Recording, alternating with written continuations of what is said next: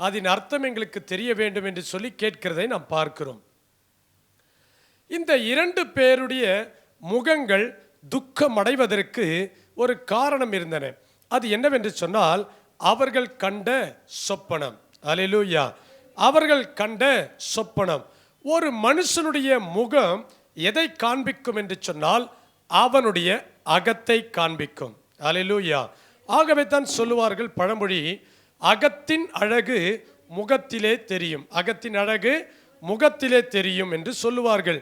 அப்படி போல இந்த யோசேப்பு அவர்கள் முகத்தை பார்க்கும் பொழுது அவர்கள் உள்ளம் கலங்கி இருந்தது அவர்கள் முகத்திலே காணப்பட்டது. அவர்கள் உள்ளம் கலங்கி இருக்கிறதை அவர்களுடைய முகத்திலே இந்த யோசேப்பு கண்டான். ஆகவே தான் கேட்டான், எப்பொழுதுமே நீங்கள் இப்படி இருக்க மாட்டீர்களே, இன்றைக்கு உங்கள் முகம் ஏன் துக்கமாயிருக்கிறது? அல்லேலூயா. இன்றைக்கு உங்கள் முகம் ஏன் துக்கமாயிருக்கிறது என்று கேட்கிறார். கவனிங்க, முகத்தை ஒரு மனுஷன் நாம் பார்த்துவிட முடியும். அந்த மனுஷனுடைய இருதயம் எப்படி இருக்கிறது, அந்த மனுஷனுடைய இருதயம் கோபமாக இருக்கிறதா, அந்த மனுஷனுடைய இருதயம் சந்தோஷமாக இருக்கிறதா, களிப்பாக இருக்கிறதா, அல்லது வெறியோடு இருக்கிறதா, அவருடைய உள்ளம் எதை காண்பிக்கிறதோ, அல்லது அவனுடைய அகம், அந்த அகம் எதை காண்பிக்கிறதோ அவனுடைய முகம் அதை வெளிப்படுத்திவிடும். அல்லேலூயா. ஆகவே தான் அகம் என்பதும் முகம் என்பதும் ஒரே அர்த்தம் கொண்டதாய் இருக்கிறது. ஆகவே தான் 1 சாமுவேல் 16ஆம் அதிகாரம் 7ஆம் வசனத்திலே தேவனாகிய கர்த்தர் சாமுவேல் தீர்க்கதரிசியை பார்த்து அந்த ஈசாயின் வீட்டிலே சொல்லும் பொழுது அங்கே அவர் என்ன சொல்லுகிறார் என்று சொன்னால், மனுஷன் முகத்தை தான் பார்க்கிறான், நானோ இருதயத்தை பார்க்கிறேன், கர்த்தரோ இருதயத்தை பார்க்கிறார். அப்படி என்றால் மனுஷன் எதை பார்க்கிறான்? முகத்தை பார்க்கிறான். கவனிங்க, நீங்க ஒரு இடத்திற்கு போறீங்க, நீங்க ஒரு இடத்திற்கு போகும் பொழுது உங்களுடைய முகத்தை தான் அவர்கள் பார்த்து என்ன சொல்கிறார்கள்? இன்ன மனிதன், அவனுக்கு இன்ன பேர் என்று சொல்லுகிறார்கள். அல்லேலூயா. ஏன் அப்படி சொல்கிறார் என்று சொன்னால், ஒருவருடைய முகம் போல மற்றவருடைய முகம் இருப்பது இல்லை. அல்லேலூயா. அல்லேலூயா. சில நேரங்களில் சொல்றாங்க, ஒருவரை போலவே 7 பேர் இந்த உலகத்தில் இருப்பாங்க. 7 பேர் இருக்கலாம், 70 பேர் கூட இருக்கலாம், 700 பேர் கூட இருக்கலாம். சில நேரங்கள் அவங்கள பார்க்கும் பொழுது இவர்கள் அவர்கள் போலவே இருக்கிறார்களே, அப்படியே அவங்கள போலவே இருக்கிறாங்களே. ஆனால் முகம் அப்படியே இருக்கும், குணம் அப்படியே இருக்காது. முகம் அப்படியே இருக்கும், உருவம் அப்படியே இருக்காது. ஆகவே ஒரு மனுஷன் எதை பார்த்து ஒரு மனுஷனை எடை போடுகிறான் என்று சொன்னால், அவனை கண்டு கொள்கிறான் என்று சொன்னால், முகத்தை வைத்து கண்டு கொள்ளுகிறான்.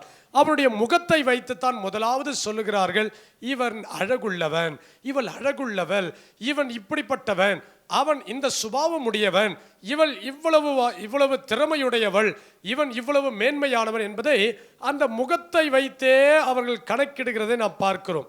அல்லேலூயா. அல்லேலூயா. நல்லா கவனிங்க, தலை இல்லைன்னா முகம் கிடையாது. அந்த தலை இல்லாத பட்சத்தில் இந்த சாதாரண இந்த சரீரத்திற்கு இந்த தலையே இல்லைனா அல்லது முகமே இல்லைனா அதற்கு ஒரு மதிப்பும் கிடையாது. ஏன்னு சொன்னால், தலையில தான், இந்த முகத்தில் தான் 5 புலன்களும் அடங்கியிருக்கின்றன. நம்முடைய 5 புலன்கள் எதில் அடங்கியிருக்கின்றன? பார்க்கிறது, சுவைக்கிறது, நுகர்கிறது, உணர்கிறது, எல்லாம் எங்க இருக்கு? இந்த முகத்திலேயே நாம் பார்த்து விட முடியும். ஆகவே தான் தேவன் என்ன செய்கிறான்னு சொன்னா, மனுஷன் முகத்தை பார்க்கிறேன், நான் என்ன பண்றேன்? உள்ளத்தையும் சேர்த்து நான் பார்க்கிறேன். அப்போ தேவன் முகத்தை பார்க்கலையான்னு சொன்னா, தேவன் முகத்தையும் பார்க்கிறார். அதற்காக தேவன் முகத்தெல்லாம் பார்க்கல, முகத்தை அவர் பார்க்கிறதே கிடையாது, அப்படியெல்லாம் கிடையாது. ஆண்டவர் முகத்தையும் பார்க்கிறார். இப்போ நம்ம வாசிக்க போற வசனங்கள்ல இன்றைக்கு தியானிக்கிறது தியானங்கள், அதையும் நம்ம பார்க்க போகிறோம். அப்படி என்று சொன்னால், இந்த வேதாகமத்தில் ஆதியாகமம் 39ஆம் அதிகாரத்தில் நீங்கள் வாசிக்கும் பொழுது, ஆதியாகமம் 39 6ஆம் வசனத்தில் நீங்க பார்ப்பீங்கன்னா, யோசேப்பு அவனை குறித்து வேதம் அழகான ரூபம் எதை வச்சு சொல்லப்பட்டிருக்கு? முகத்தை வைத்து. அதாவது முகத்தை வச்சு தான் என்ன பண்ணுவாங்க? அழகை கணக்கிடுவாங்க. கண்ணு பாருங்க எவ்வளவு அழகா இருக்கு, மூக்க பாருங்க நல்லா இருக்குது, நெத்திய பாருங்க, கண்ணத்தை பாருங்க, இப்படி வாயை பாருங்க, இப்படி எதை வச்சு கணக்கிடுறாங்க? முகத்தை வச்சு தான் அழகையை கணக்கிடுறாங்க. கவனிங்க, யோசேப்பு அழகான ரூபமும் சௌந்தரிய முகமும், எப்படிப்பட்ட முகம் கொண்டவன்? அழகான முகமும் அழகான ரூபமும் சௌந்தரியமான முகமும் கொண்டவன். யாத்திராகமம் 2ஆம் அதிகாரம் 2ஆம் வசனத்தில் வாசிக்கும் பொழுது, யோசேப்பு மோசே அழகுள்ள பிள்ளை என்று அவனை கண்டார்கள். மோசேயை குறித்து வேதம் சொல்கிறது, அவன் அழகுள்ளவளாய் இருந்தான். ஆகவே அந்த பார்வோனுடைய ஏரோதுனுடைய அந்த சட்டத்திட்டத்திற்கு அவரை ஒப்பு கொடுக்காம எப்படியாவது இந்த மோசே காப்பாற்றிடணும்னு சொல்லி அவள் தாய் 3 மாதம் ஒளித்து வைத்து பின்பு நைல் நதியிலே கொண்டு போய் நாணல் அருகிலே கொண்டு போய் நாணல் பட்டியலை வைத்து விட்டு விட்டாள். அவன் அழகுள்ளவன். 2 சாமுவேல் 14ஆம் அதிகாரம் 25ஆம் வசனத்தில் வாசிக்கும் பொழுது அப்சலோமை குறித்து சொல்லும் பொழுது சற்று வித்தியாசமாய் பாருங்க, தாவீது கூட இந்த அளவுக்கு இருக்குமான்னு தெரியாது, ஆனால் அப்சலோமுக்கு சொல்லும்போது சொல்லப்பட்டிருக்கிறது, பழுதொன்றும் இல்லாத சௌந்தரியவான் அப்சலோம். ஏன் தாவீதை சொல்றான்? தாவீதுடைய பிள்ளை தான் யாரு? அப்சலோம். இந்த அப்சலோம் எப்படிப்பட்டவனா, அவன் சரீரத்தில் எங்கேயுமே என்ன இல்லையா, பழுதொன்றும் கிடையாது. இப்போ என்னை பாருங்க, என் முகத்தில் எத்தனை காயம் இருக்கும் பார்த்தீங்கன்னா தெரியும். இங்கே ஒரு காயம் இருக்கும், இங்கே ஒரு காயம் இருக்கும், எல்லாம் உடம்பெல்லாம் காயம். ஆனால் இந்த அப்சலோம் எப்படி வளர்க்கப்பட்டவன்? ராஜாவின் வீட்டில் ராஜா வீட்டு கண்ணுக்குட்டியா அவனை அழகாக தூக்கி வளர்த்திருக்கிறாரு இந்த தாவீது. கவனிங்க, அவர் அந்த அப்சலோம் பற்றி சொல்லுகிறது, பழுதொன்றும் இல்லாத அழகுள்ளவன். நான் இப்படிப்பட்ட மனிதர்களை இந்த வேதத்தில் இப்படிப்பட்ட நான் பார்க்கிறோம். கவனிங்க, அப்படி என்றால் தேவனுடைய கரங்களினால் உருவாக்கப்பட்ட ஒரு மனுஷன் இருந்தான். அவன் பேர் என்னது? ஆதாம். அந்த ஆதாம் எவ்வளவு அழகா இருந்திருப்பான். ஒரு மனுஷ பிறவிலேயே இப்படிப்பட்ட அழகுகள் இருக்குமானால் அவனை எப்படி கர்த்தர் வணைந்திருப்பார் பாருங்க. தன்னுடைய கரத்தினாலே அவனை வணைந்து தன்னுடைய வாயை கொண்டு வந்து அவன் மூக்கில் வச்சு அவனை ஊதுறார். ஊதும் பொழுது பார்த்தீங்கன்னா எவ்வளவு அழகாக மாறியிருப்பான். அவனுடைய ரத்தம் எவ்வளவு நல்ல பியூராக இருந்திருக்கும். அவருடைய சுவாசம் எப்படி, இப்போ பாருங்க, உங்கள் லங்ஸ் எல்லாம் கெட்டு போச்சுங்க. அசுத்த காற்றை சுவாசி என்னவாயிடுச்சு? லங்ஸ் எல்லாம் கெட்டு போச்சு. முகலாம் பிம்பிளாக வருது. என்னது? வயிறு உள்ள கெட்டு போனால் முகலாம் என்னது? பிம்பிளாக வந்துடுது. ஆகவே இங்கே ஆண்டவர் அந்த ஆதாமை உருவாக்கும் பொழுது அவனுடைய முகம் எவ்வளவு அழகாக இருந்திருக்கும் பாருங்க. அல்லேலூயா. ஆனால் அதே ஆதாம் ஏதேன் தோட்டத்தை விட்டு அவனை வெளியே அனுப்பும் பொழுது ஒரு வார்த்தையை சொல்லி அனுப்புகிறார். 3ஆம் அதிகாரம் 19ஆம் வசனத்தில், உன் முகத்தின் வேர்வையால் நீ ஆகாரம் புசிப்ப. உன் முகத்திலிருந்து வேர்வை வரும். உடம்பு வேர்க்குதோ இல்லையோ, எல்லாருக்கும் முகம் வேர்த்துரும். கொஞ்சம் காரமாக சாப்பிட்டா மூக்கு வேர்த்துரும், நெத்திலாம் வேர்த்துரும். ஃபேனை போடுப்பானுவோம். அல்லேலூயா. எப்படி வேர்த்துரும். கொஞ்சம் வேகமாக நடந்தால் அப்படியே வேர்த்து ஊற்ற ஆரம்பிச்சிடும். அப்போது ஆண்டவர் சொல்கிறாரு, இனி என்னவா இருந்த? ஏதேன் தோட்டத்தில் பழங்களை சாப்பிட்டுக்கிட்டு இருந்த, இப்போ நீ வெளியே போய் என்ன பண்ணணும்? வயல், அதாவது நிலத்தின் பயிர் வகைகளை நீ புசிப்பாய்ன்னு சொல்லி அனுப்பும் பொழுது நிலத்தின் பயிர் வகைகள்லாம் தானாக விளையாது. 3 மாதத்துக்கு 6 மாதத்துக்கு 1 வருஷத்துக்கு ஒரு முறை அறுவடை பண்ணிக்கிட்டே இருக்கணும். நிலத்தை பண்படுத்தணும், உழுது மறுபடியும் விதைத்து மறுபடியும் அறுக்கணும். இது ரொட்டீன். ஆண்டவர் எப்படியா சொல்லியிருக்கிறாரு, இயற்கை மாரிக்காலமும் மழைக்காலமும் வெயில் காலமும் என்ன பண்ணாது, கோடைக்காலமோ அது ஒழிந்தே போகாது. பூமி உள்ளளவோ அது மாறி மாறி வரும். அது போல நீ என்ன செய்யணும்னு சொன்னா, உன் முகத்தின் வேர்வையால் நீ நிலத்தின் பயிர் வகைகளை புசிப்பா என்று சொல்லி அனுப்பும் பொழுது அவன் முகத்தை அவனுக்கு அடையாளமாய் காண்பிக்கிறார். கவனிங்க, இந்த முகத்தை பற்றி சொல்லும் பொழுது நான் வேதத்தில் சிலது தேடினேன். முகம்னா என்ன? அப்போ சில வித்தியாசமான காரியங்கள் வேதத்தை படிச்சிருந்தாலும் அதை தேடும் பொழுது சில வித்தியாசமான காரியங்கள் தென்பட்டதை நான் உங்களுக்கு சொல்கிறேன். யாத்திராகம் 10ஆம் அதிகாரம் 15ஆம் வசனம் சொல்கிறது, பூமிக்கு முகம் இருக்காம். யாத்திராகமும் 10ஆம் அதிகாரம் 15ஆம் வசனம், பூமிக்கு முகம் உண்டு. பூமிக்கு முகம் இருக்கா? அதாவது இப்போ நீங்கள் இந்த சில பேர் சொல்கிறாங்க, என்ன சொல்கிறாங்கன்னா, பூமிக்கு நுரையீரல் இருக்கான், சுவாசம் இருக்கான். எதுன்னு சொன்னால் அமேசான் காடு தான். அதுவும் ஆக்சிஜன் எங்கே தான் இருக்கு? மரங்கள், இலைகள், தழைகள், இவைகளில் இயற்கையில் தான் என்ன இருக்கு? ஆக்சிஜன் இருக்கான். அப்போ நுரையீரல் இருக்குது, மூக்கில் சுவாசிக்கிறது இருக்கும் பொழுது பூமிக்கு என்ன இருக்குது? முகம் இருக்குதுன்னு பைபிள் ஆயிரக்கணக்கான ஆண்டுகளுக்கு முன்னாடி சொல்லி வச்சிருக்கு. யாத்திராகம் 10ஆம் அதிகாரம் 15ஆம் வசனத்தில் பூமிக்கு முகம் உண்டு.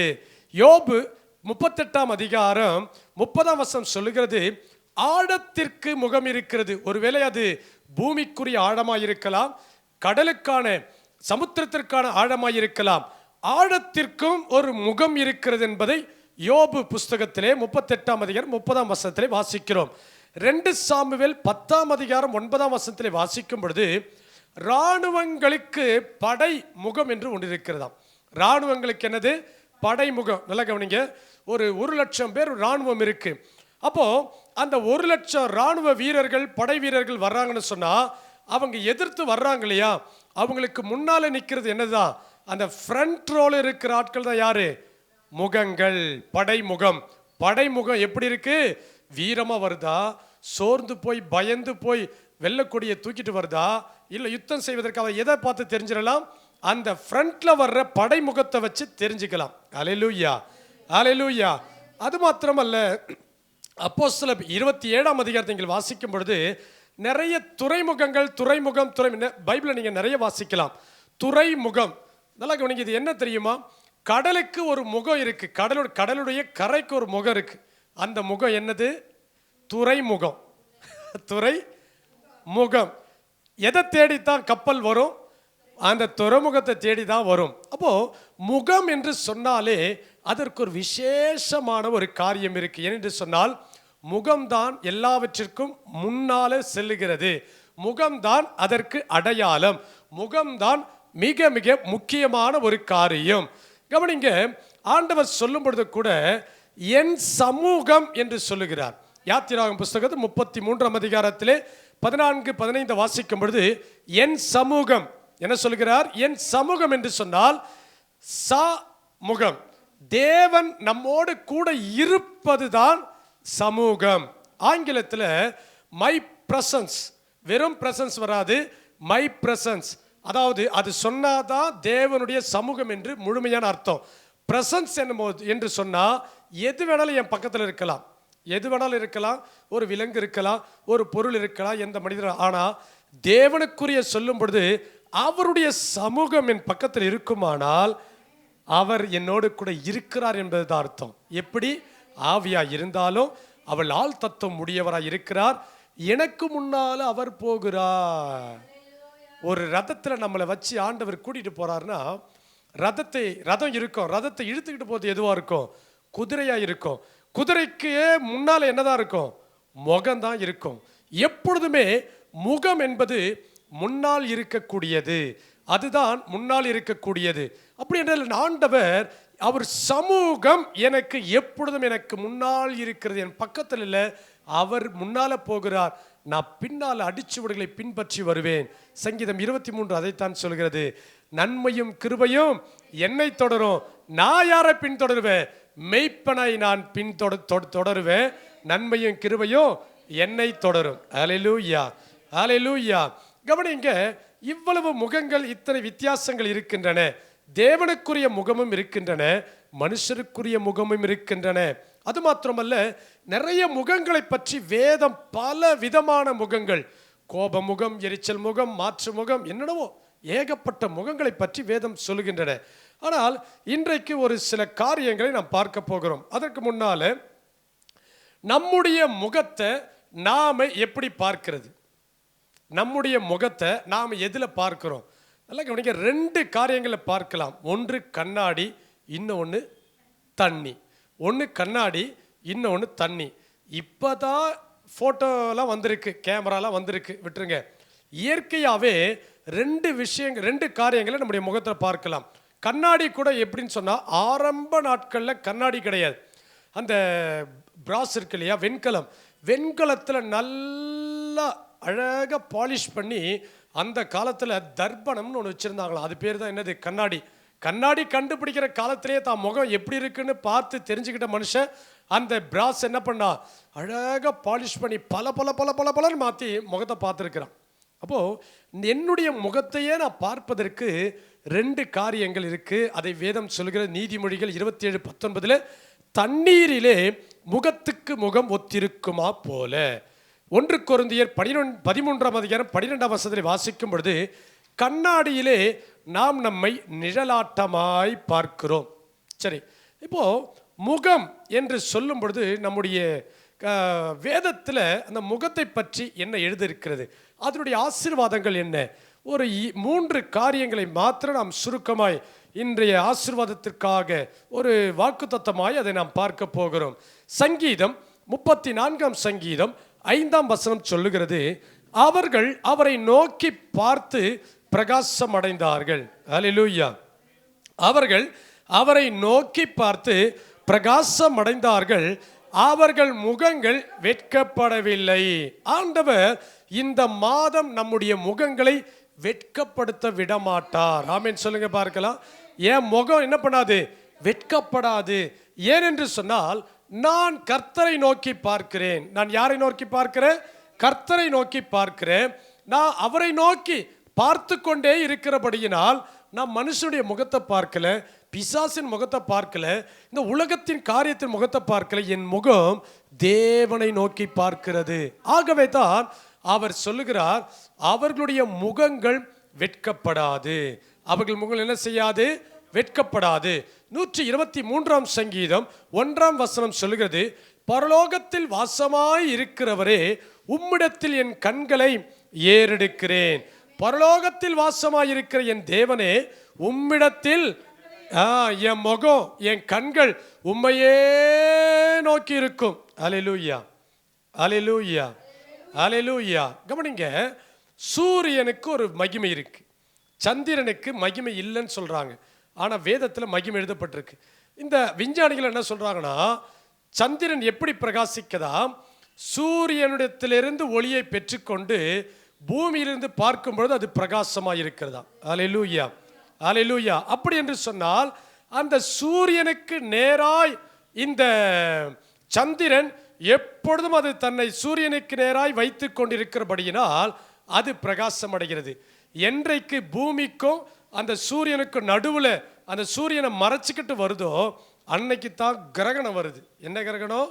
சந்திர கிரகணம் வருது, நிலா சூரிய கிரகணம் வருது. நிலா அப்படி என்னவாயிடுது? கருப்பாக மாறுது. சந்திரன் என்னவா, சூரியன் என்னவாகுது? கருப்பாக மாறுது. ஆனால் வெளிச்சம் இருந்தாலும் நம்முடைய கண்களுக்கு என்னவாகுது? கருப்பாக மாறிடுது. ஆனால் அது சூரியனை பார்த்து கொண்டே இருக்கும் பொழுது, ஒரு சில விஞ்ஞானிகள் சொல்லுகிறாங்க, பூமியும் பிரகாசிக்கதான். அது நான் பார்க்கல, எனக்காவது சந்திரமண்டலத்துக்கு போனால் கீழே பார்த்து சொல்கிறேன். சூரிய பூமி என்ன பண்ணுதான்? பிரகாசிக்கதான். அப்போ சூரியனுக்கு நேராக இந்த பூமியும் சந்திரனும் இருக்கிறபடியினால் அவைகள் பிரகாசிக்கின்றன. நாம் எப்பொழுதும் நீதியின் சூரியனாகிய இயேசு கிறிஸ்துவை நாம் நோக்கி பார்த்து கொண்டே இருப்போம் என்று சொன்னால், என் முகம் ஒரு நாள் வெட்கப்படாது, அது பிரகாசம் அடையும். அல்லேலூயா. ஏசாயா 45:22 பூமியின் எல்லையெங்கும் உள்ளவர்களே, என்னை நோக்கி பாருங்கள். ஆண்டவர் சொல்றாரு, என்னை நோக்கி பாருங்கள், பூமியின் எல்லையெங்கும் உள்ளவர்களே. அவர் யாருடைய முகங்களை பிரகாசிக்க பண்ணுகிறான்னு சொன்னா, அவரை பார்க்கிற, அவரை நோக்கி கூப்பிடுகிற யாவரையும், அவன் கிறிஸ்தவனா இருக்கலாம், விசுவாசியா இருக்கலாம், விசுவாசி இல்லாதவனா இருக்கலாம், இயேசு என்ற நாமத்தை சொல்லி தேவனே என்று நோக்கி கூப்பிடுகிற எந்த மனுஷனானாலும், அவன் கடவுள் நம்பிக்கை இல்லாதவனாய் கூட இருக்கலாம், இயேசு என்று கூப்பிட்டு அவன் கண்களை ஏறெடுப்பான் என்று சொன்னால், ஆண்டவர் சொல்லுகிறார், பூமியின் எல்லையெங்கும் உள்ளவர்களே, என்னை நோக்கி பாருங்கள், நானே தேவன், வேறு ஒருவர் இல்லை. அல்லேலூயா, அல்லேலூயா. என்ன சொல்றாங்க? நானே தேவன், வேறொரு. இன்றைக்கு அநேகர் அவரை நோக்கி பார்க்கிறார்கள். எப்படி நோக்கி பார்க்கிறான்னு சொன்னா, எனக்கு திருமணம் ஆயிடணும், எனக்கு பிள்ளை பாக்கியம் கிடைச்சிடணும், எனக்கு படிப்பு நல்ல ஃபீஸ் கட்டணும், எனக்கு பதவி உயர்வு கிடைக்கணும், நான் வீடை வாங்கணும், நிலத்தை வாங்கணும், இவைகளுக்காகவே நோக்கி பார்க்கிறாங்க. கர்த்தர் கொடுப்பார். கர்த்தர் கஞ்ச பிசாரி கிடையாது, அவர் நல்ல எல்லாத்தையும் கொடுப்பார். ஆனா யாருடைய முகம் வெட்கப்படாதுன்னு சொன்னா, ஆசீர்வாதத்தை பெற்றவர்களெல்லாம் வெட்கப்பட்டும் போவார்கள். ஆனால் யாருடைய முகம் வெட்கப்படாதுன்னு சொன்னா, அவரை உண்மையாய், அந்த வேதம் சொல்கிறது, நானே தேவன், வேறொருவர் இல்லை என்கிற உணர்வோடு கூட அவரை நோக்கி பார்க்கிறவருடைய முகம் வெட்கப்படாது. இப்ப சங்கீதம் 25:3 வாசிங்க, உம்மை நோக்கி காத்திருக்கிற ஒருவரும் வெட்கப்பட்டு போகாதபடி செய்யும். அல்லேலூயா, அல்லேலூயா. கவனிங்க, 1 ராஜாக்கள் நீங்க வாசிக்கும் பொழுது 18:42 ஆகாப் என்கிற ஒரு ராஜா, அவன் ஒரு பரிசுத்தவான் கிடையாது. அவனும் அவனுடைய மனைவி யேசபேலும் செய்யாத குற்றமே கிடையாது. அல்லேலூயா. அவ்வளவு பெரிய பாவத்தை செய்தவர்கள், அநியாயமாய் ஒரு நாபால் என்கிற ஒரு மனுஷனை கொன்றவர்கள் ஒரு நிலத்திற்காக. ஆனால் அங்கே வேதவசம் சொல்கிறது, ஆகாப் தேவனுக்கு பயந்தான். இவ்வளவு கொடுமை செஞ்சவன் தேவனுக்கு பயந்து தரையிலே பணிந்து, அந்த வசனத்தை குறித்து வைத்துக் கொள்ளுங்க, அப்புறம் வாசிங்க. தரையிலே பணிந்து தன் முகம் முழங்காலில் படும்படியாய் அவன் குனிந்து தேவனிடத்தில் தன்னை தாழ்த்தினான். ஆண்டவர் சொல்லியிருக்கலாம், டேய் அநியாயக்காரனே, அநியாயமாய் கொலை செய்தவனே சொல்லியிருக்கலாமா? சொல்லி நம்ம என்ன பண்ணுவோம், நீ ஜெபம் பண்ண வரியா, ஆண்டவர் கொடுத்துருவார், போ உபாசம் பண்ணி ஜெபம் பண்ணு, ஆண்டவர் என்ன பண்ணுவார், கொடுத்துருவார், பார்த்துடலாம். அப்படியே கொடுத்தவன் நல்லா இருந்துட்டான்னு வச்சுக்கோங்க, நமக்கு எப்படிடா அவன் மட்டும் நல்லா இருக்கிறான், இவ்வளவு அக்கிரமம் செய்கிறான், இவ்வளோ அநியாயம் செய்கிறான், எப்படி இவனை கடவுள் ஆஸ்வதிக்கிறார், எப்படி இவன் உயர்றான், எப்படி இவன் மேலே போகிறான். அல்லேலூயா. இந்த ஆகாப்புக்கு ஆண்டவர் சொல்லியிருக்க முடியும், அவன் தன் முகத்தை தர மட்டும் குனிந்து, அவன் முகத்து காலில் படியும்படியாய் குனிந்து அவன் தேவனை நோக்கி கதறினா. ஆண்டவரே சொன்னாரு, ஆகாப் தன்னை தாழ்த்தினதை கண்டாயா? அல்லேலூயா. நான் சொல்கிறேன் கவனிங்க, நீங்கள் நல்லவங்களோ கெட்டவங்களோ, நீங்கள் விசுவாசியோ விசுவாசம் இல்லையோ, நீ புறமதஸ்தர்களோ இல்லை கிறிஸ்தவர்களோ, யார் பூமி எல்லை எங்கும் உள்ள எந்த முகமானாலும் அவரை நோக்கி பார்க்குமானால் அவர் ஒரு நாளும் உங்களுக்கு அற்புதம் செய்யாமல் போகவே மாட்டார். அதற்கு பின்பு அவரை பின்பற்றுவது உத்தமமான காரியம். உங்க முகங்கள் வெட்கப்படாமல் கர்த்தர் நடத்துவார். அல்லேலூயா. 2 ராஜாக்கள் 20:22 எசேக்கியா ராஜா சுவர் பக்கமாய் தன் முகத்தை திருப்பி அழறான். அழுது, ஆண்டவரே நான் எனக்கு இறங்கும் என்று சொல்லி கேட்கும் பொழுது 15 ஆண்டுகளை கர்த்தர் அவனுக்கு தந்தார். ஏசாயா 25:8 பார்க்கும்போது கர்த்தர் சொல்கிறார், எல்லா முகங்களில் இருந்தும் கண்ணீரை நான் துடைப்பேன், எல்லா முகங்களில் இருந்தும் கண்ணீரை நான் துடைப்பேன். இன்னைக்கு அநேக ஜனங்கள் ஆண்டவரிடத்தில் வர்றதில்லை, தங்க முகத்தை தேவனை நோக்கி காண்பிக்கிறது இல்லை, தங்க முகத்தை தேவனை நோக்கி ஏறெடுக்கிறது இல்லை. ஏன் தெரியுமா? ஐயோ நான் பாவம் செஞ்சுட்டேனே, ஆண்டவருக்கு விரோதமானதை செஞ்சுட்டேனே, ஒரு 4 வாரம் சண்டே சர்ச்சுக்கே போலையே, பாஸ்டர் திட்டுறாரு, ஏன் ஜெபத்தை கர்த்தர் கேட்பாரா? காணிக்கையே கொடுக்கறது இல்லையே, ஊழியமே செய்யறது இல்லையே, ஜெபமே பண்றது இல்லையே, வேதமே வாசிக்கிறது இல்லையே, ஏன் ஜெபத்தை கர்த்தர் கேட்பாரா? நீ முதலாவது தேவ சமூகத்திற்கு வா. எந்த குஷ்டரோகி, எந்த குருட ஆண்டுடைய சமூகத்தில் 40 நாள் உபவாச ஜெபம் பண்ணிட்டு வந்து அற்புதத்துக்காக வேணாம் இல்லை, தேவனை முதலாவது அவருடைய சமூகத்தை தேடு, ஓ முகத்தை கொண்டு வந்து அவரிடத்துல காட்டு, இயேசுவே என்று கூப்பிடு. அவர் சொல்றாரு, உனக்கு நான் அற்புதம் செய்வேன், உன்னை நான் ஆசீர்வதிப்பேன், உன் முகம் வெட்கப்படாதபடி நான் நடத்துவேன். அதுக்காகவே நான் பாவத்தில் இருந்துடலாமா? இல்லை, அப்படி செய்யக்கூடாது. ஆண்டவரிடத்தில் நன்மையை பெற்ற பிறகு, நாம தீமை செய்வதா இல்லாம நன்மையை பெற்ற பிறகு தேவன் செய்த நன்மைகளுக்காக கர்த்தரை எத்தனையோ தரம் நான் தேவனை நோக்கி பார்த்திருக்கிறேன், கர்த்தர் எனக்கு அற்புதம் செய்திருக்கிறார். மறுபடியும் நான் பாவத்தில் விடாம, மறுபடியும் துன்மார்க்கமான காரியத்தை செய்யாம, மறுபடியும் நான் கர்த்தரை விட்டு பின்வாங்காம தேவனை நோக்கி பார்க்கும் பொழுது கர்த்தர் எனக்கு செய்த அற்புதங்களுக்காக நான் அவரையே அண்டிக் கொண்டு மீண்டும் நான் அந்த பாவத்தை செய்யாமல் இருப்பேன் என்று சொன்னால், தொடர்ந்து என்னை எப்படி நடத்துவார் என்று சொன்னால், ஆசீர்வாதத்திலே மாத்திரமல்ல, என் முகங்கள் வெட்கப்படாதபடி கர்த்தர் என்னை நடத்துவார். அல்லேலூயா, அல்லேலூயா. அடுத்ததாக நாம் பார்க்க போடுகிற ஒரு காரியம்,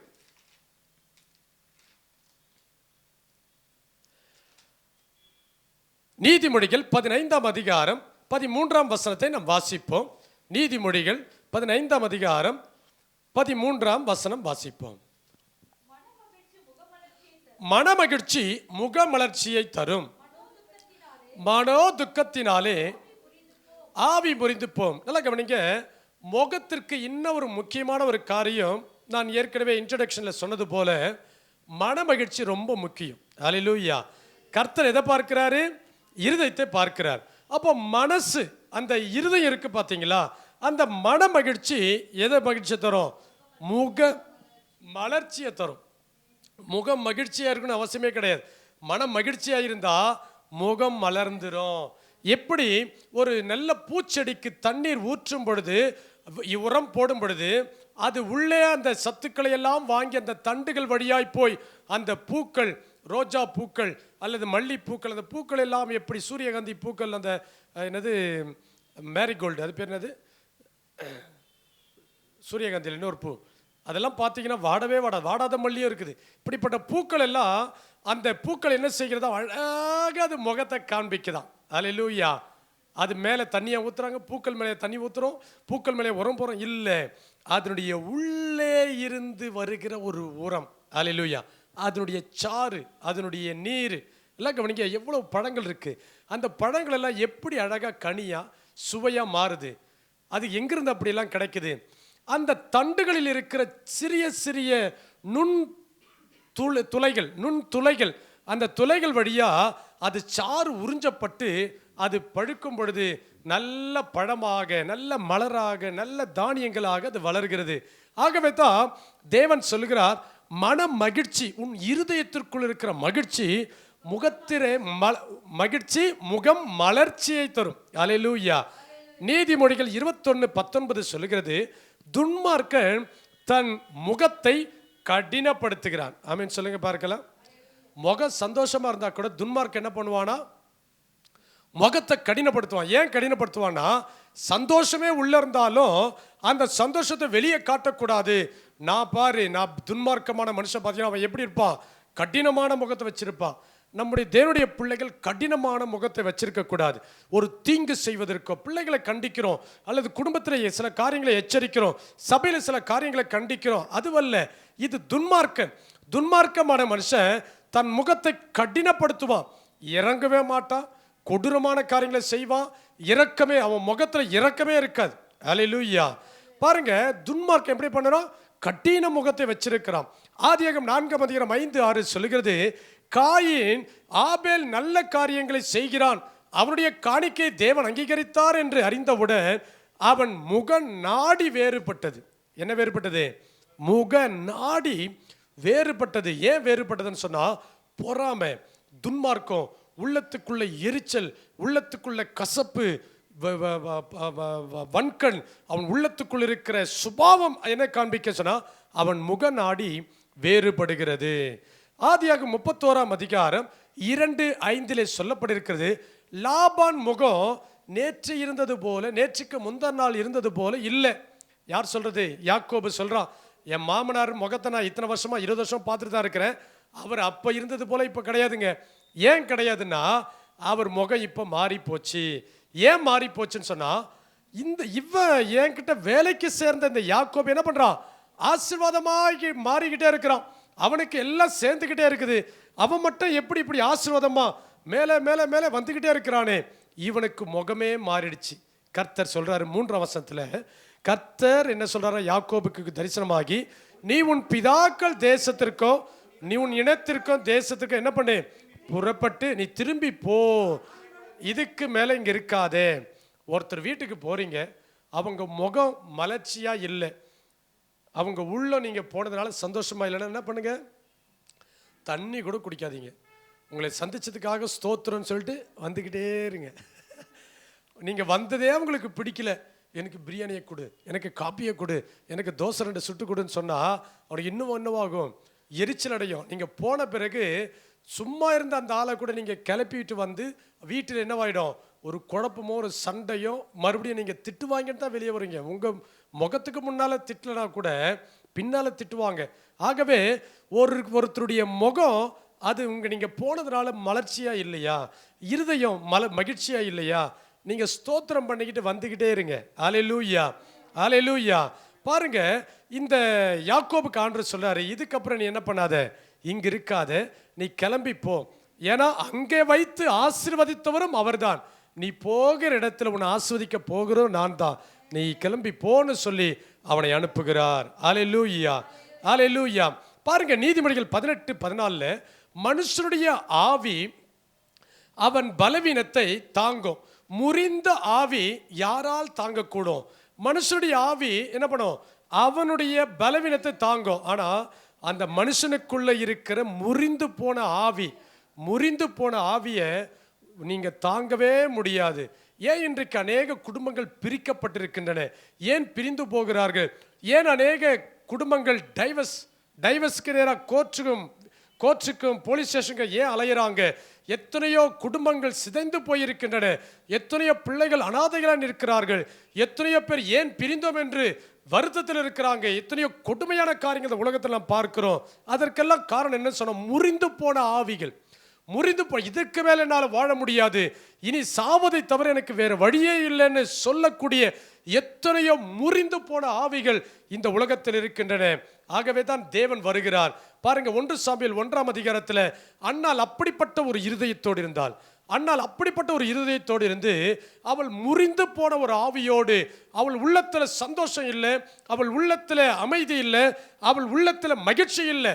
ஆகவே தேவனுடைய ஆலயத்திற்கு நேராய் ஓடி வந்து தேவனுடைய ஆலயத்தில் அவள் பணிந்து, தேவனே எனக்கு ஒரு உதவி செய்யும் என்று தன்னுடைய அவளுடைய இருதயம் அவளை கதறுதலாய் மாறினது. வேதம் சொல்கிறது, அவள் தன் இருதயத்திலே பேசினாள். எதில் பேசினாள்?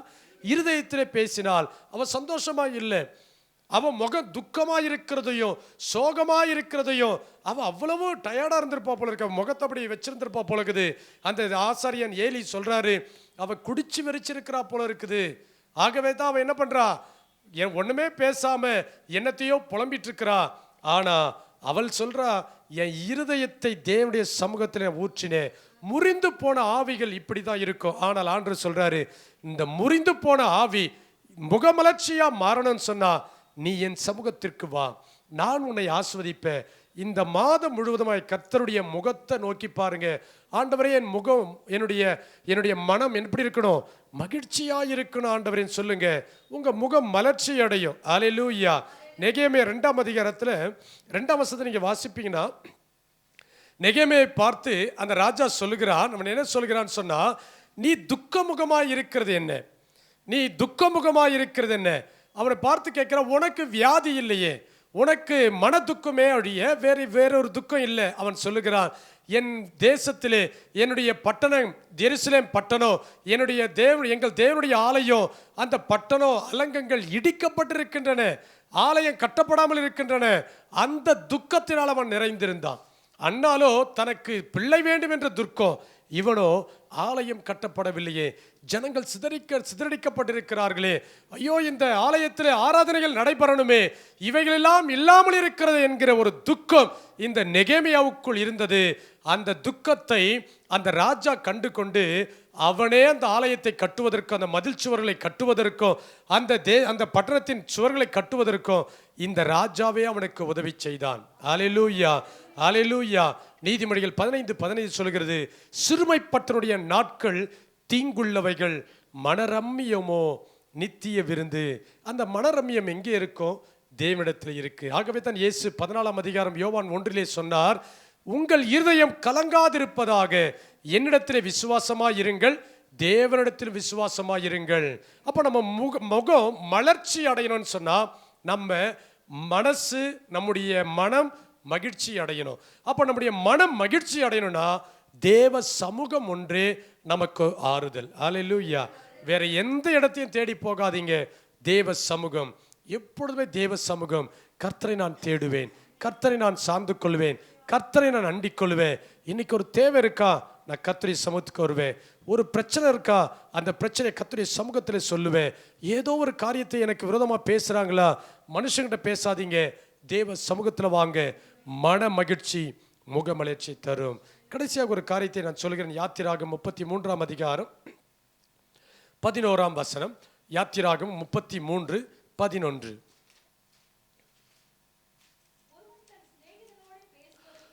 ஒருவன் தன் சிநேகிதனோடு பேசுவது போல கர்த்தர் மோசேயோடு முகமுகமாய் பேசினார். பின்பு அவன் பாளையத்திற்கு திரும்பினான்.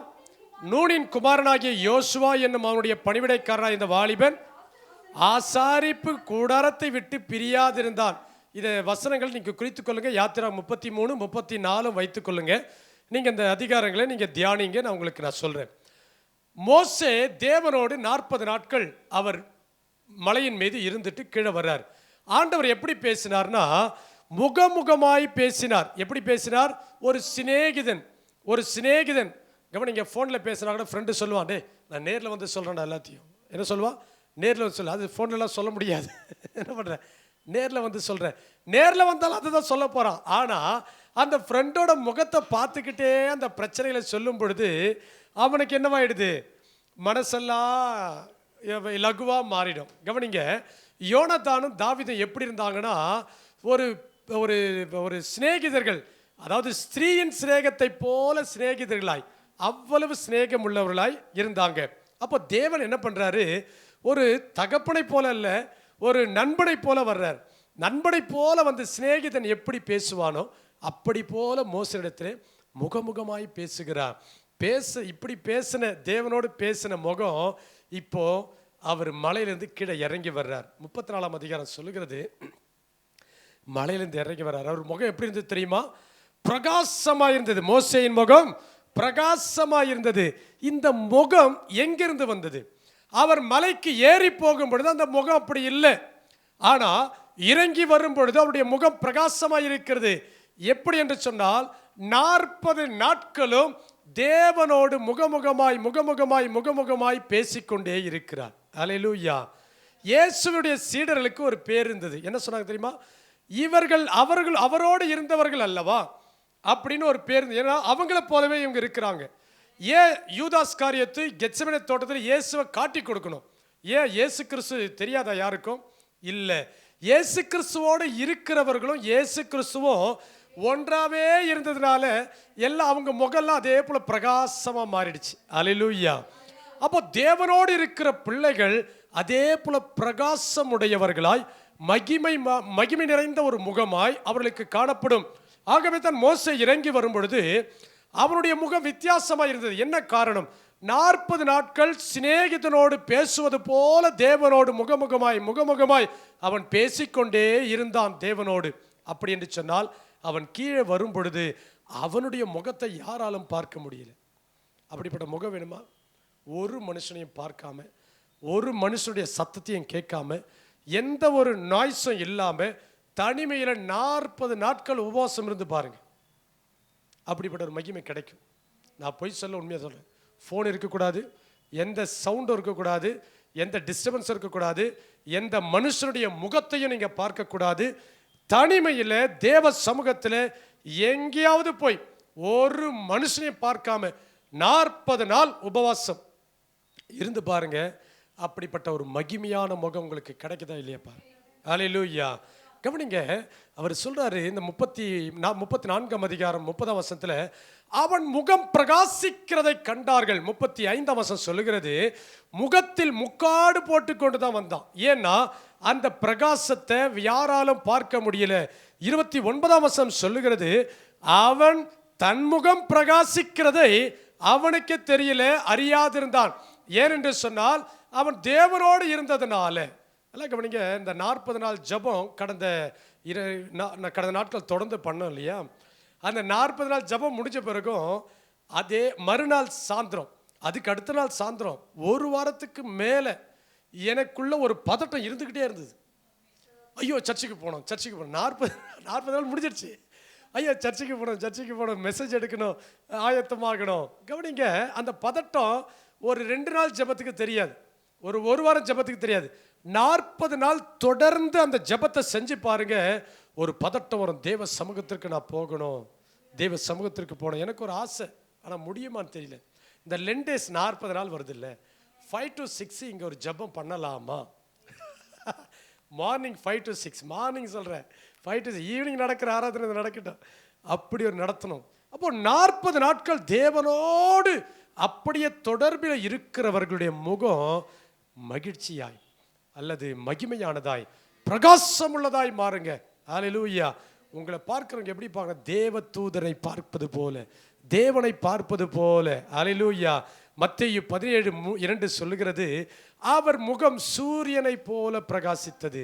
ஏனென்றால் இயேசு கிறிஸ்து எப்பொழுதும் பிதாவோடு உறவாடி கொண்டே இருந்தார். அவர் தேவனோடு பேசிக்கொண்டே இருந்தார். பிதாவோடு அவர் சொன்னார், பிதா எப்பொழுதும் என்னோடு இருக்கிறார். எதற்கெடுத்தாலும் பிதா பிதா பிதா, எந்த அற்புதத்திற்கும் பிதாவையே அவர் மகிமைப்படுத்தினார். ஆகவே அங்கே சொல்லப்பட்டிருக்கிறது, அவர் முகம் சூரியனை போல பிரகாசித்தது. அல்லேலூயா, அல்லேலூயா. அப்படி என்று சொன்னால் மனுஷனுக்கு அது கிடைக்குமா? புதிய ஏற்பாட்டில் அப்போஸ்தலர் 16ஆம் அதிகாரம் 15ஆம் வசனம், ஸ்தேவான் அவர்கள் மற்றவர்கள் எல்லாம் சேர்ந்து இவனை கல்லெறிகிறாங்க. அந்த கல்லெறிகிற அந்த அந்த சத்தமோ அந்த வலியோ அந்த அடியோ அவனுக்கு அதை பற்றி அவன் பெருசாக எடுக்கவே இல்லை. அவன் வானத்தை நோக்கி அன்னார்ந்து பார்த்து ஜெபத்தை செய்து கொண்டிருக்கிறான். ஆனால் அவனை பார்த்த அத்தனை பேரும் எப்படி பார்த்தார் என்று சொன்னால், ஸ்தேவானை பார்க்கிறவர்களாக பார்க்கல. சாதாரண ஸ்தேவான் அவன் பந்தி விசாரிப்புக்காரனாக இருந்தான். அப்படிப்பட்ட ஒரு மனுஷனை அவங்க பார்க்க முடியல. அவன் ஜெபிக்கிற தேவனோடு நோக்கி பார்த்த அந்த முகம் எப்படி இருந்ததுன்னு சொன்னா, தேவதூதன் முகம் போல் இருக்க கண்டார்கள். அல்லேலூயா. எப்படி இருக்க கண்டார்கள்? தேவதூதன் முகம் போல் இருக்க கண்டார்கள். நல்லா கவனிங்க, நம்முடைய முகம் பிரகாசம் உள்ளதாய் மகிமையுள்ளதாய் மாறும். எப்படி? தேவ சமூகத்திலே நாம் காத்திருக்கும் பொழுது அப்படி கர்த்தர் தருவார். இந்த மாதத்தை நீங்கள் விடாதீங்க. இந்த மாதத்தில் 31 நாட்கள் உண்டு. இன்னும் அதிகமாக ஜெபிக்க, இன்னும் அதிகமாக வேதத்தை தியானிக்க, இன்னும் தேவனை கிட்டி சேர, இன்னும் அதிக நேரம், இன்னும் அதிக காலம் இல்லது அதிக நேரங்கள் எடுத்து நான் தேவனோடு கூட இன்னும் உறவாடுவதற்கு, அவரை நோக்கி பார்ப்பதற்கு, அவர் சமூகத்தை வாஞ்சிப்பதற்கு நான் பிரயாசப்படுவேனானால், நீங்கள் பிரயாசப்படுவீர்களானால் நிச்சயமாய் உங்கள் முகம் இந்த மாதம் வெட்கப்பட்டு போகாது. கண்களை மூடி நாம் ஜெபிப்போமா? பரிசுத்தமுள்ள